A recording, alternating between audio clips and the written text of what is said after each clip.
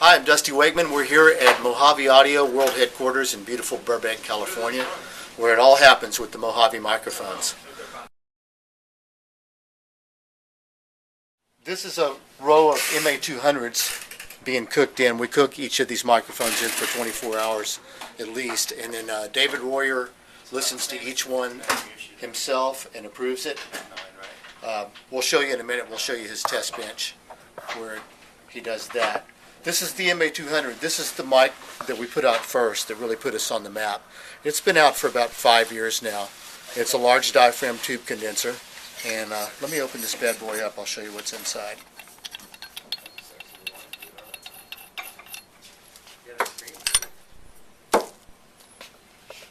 This is a JAN 5840 tube. It's a military grade American sub-miniature tube that David's been using for a long time. And one of the things we do here in the shop is put these on to keep the tube from breaking, stabilize it. Inside this part is a Jensen transformer, and all of our microphones have Jensen transformers. It's part of the Mojave sound.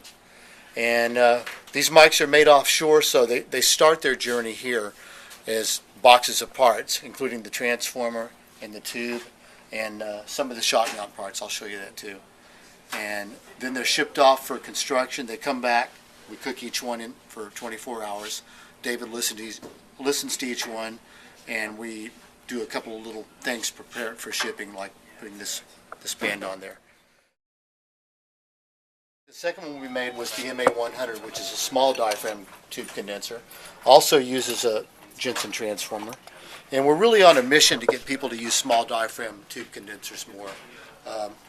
Large diaphragm are so popular, but these mics are great for everything from drum overheads to really loud guitar amps and toms. They're probably the greatest tom mic ever.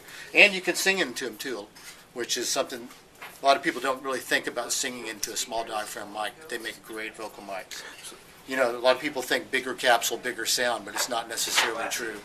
In fact, this mic, the frequency response of this mic actually goes lower than the large diaphragm mic, and it goes really low. Some of these were just used to record the space shuttle. That's going to be up on our website soon, and it's just incredible low end. It was the perfect mic for it. So these mics have the same tube as this, the JAN 5840, and another Jensen transformer that's in the power supply. We put it in the power supply on this mic because it wouldn't fit in the mic.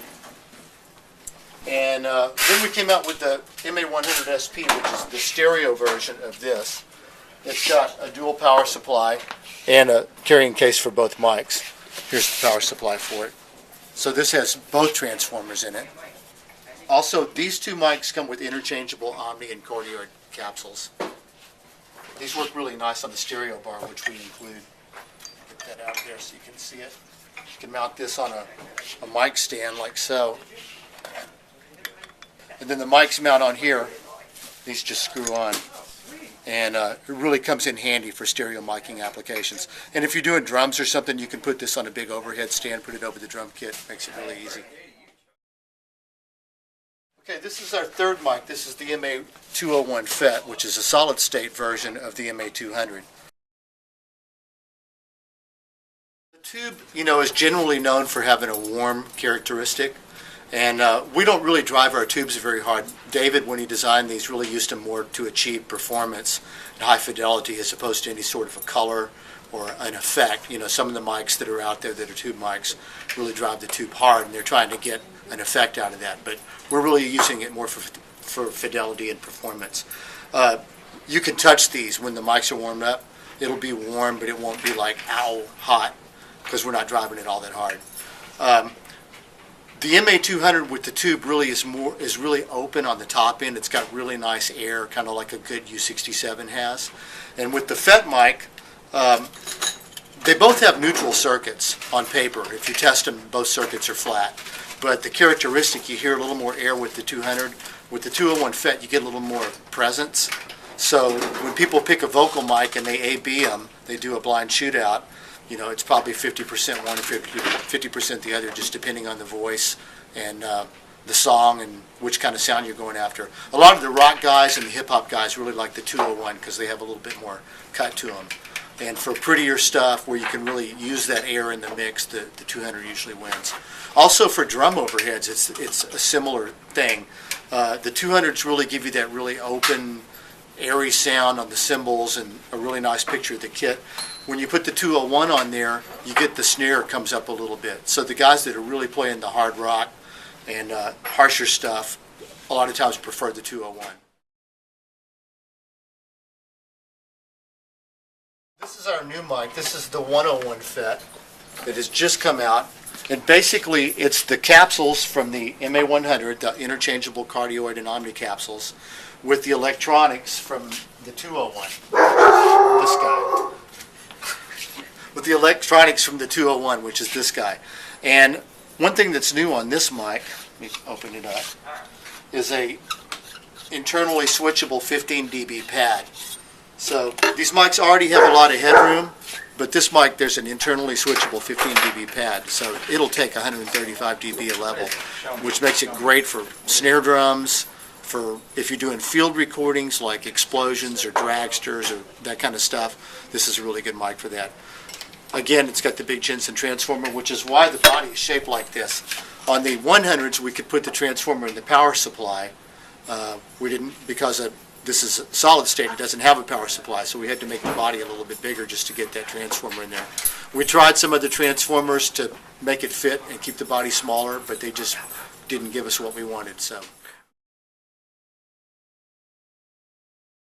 there's several good transformer makers out there, but for Mojave, the transformer really, first off, what it does is it electronically balances the mic and isolates it, and it's a big part of the sound too. So in the same way the tube affects the sound, the transformer also affects it. So when we test these mics, if we have a cheaper transformer in here, you won't get like the bottom octave on a kick drum will be missing when you A/B it, or the smoothness of the sound it affects. There's a lot of iron in here, and that just gives it a sound that we like. It's the Mojave sound. You can design mics without transformers that have balanced circuits, and those work great too. But the transformer, the performance of the transformer is really a big part of the Mojave sound. It took us a while to develop this, and when we send parts to our factory, we send these parts over with it. We spend about $10 worth of parts on every shock mount, which our competitors think is insane. But my opinion is life's too short to be dealing with defective shock mounts. So it took us 3 revisions, but we've come up with something that really works. And it's just kind of an example of the Mojave philosophy of spending money where it counts. And so what's making it different just in well, the raw quality? This handle alone is an American-made handle, and it cost us about $8, and then there's a stainless steel washer in there that we used that David came up with that cost over $1 a piece, which doesn't sound like much, but it adds up. You know, our competitors are like, you shouldn't spend more than 50 cents on a shock mount. Ours cost about $10 each. But since we've been using these handles, we haven't had a single failure. So it's another example of how we look at things at Mojave. My background is as an engineer and producer and musician. I owned a studio here in Burbank called Mad Dog Studios for 25 years, actually 28 years, and ran it as a producer and engineer for 25. The way I hooked up with Mojave is a sister company to Royer Labs. Both companies are designed by David Royer. And if you want to pan around, this is the Royer Labs shop. We'll save that for another video. But we share space and we share a designer. And when the Royer mics first came out, I found out about them and hooked up a demo and immediately bought a package full of them and became a Royer endorser. So they were in Burbank as well as Mad Dog. So we had a really tight relationship. And when I got my hands on the prototype Mojave, the first MA200, I was just blown away by the sound. And then when I found out what it was going to cost, I was very intrigued and wanting to be involved, getting kind of burnt out on 80-hour a week as an engineer. So it was like, here's something I can hang with and be very excited about. And that was 5 years ago, and now we're up to our 4th mic, and David's got a notebook that thick full of other designs, and we're getting them out as fast as we can. This is the bench where David tests all the mics. He's not here right now, as you can see, but every single Mojave mic passes through here, and he listens to each one and checks it out and makes sure it's up to his standards before we ship them to the stores. Here's a shelf full of Mojaves all ready to go. Coming to a store near you very soon. Like AudioMidi.com. Like AudioMidi.com.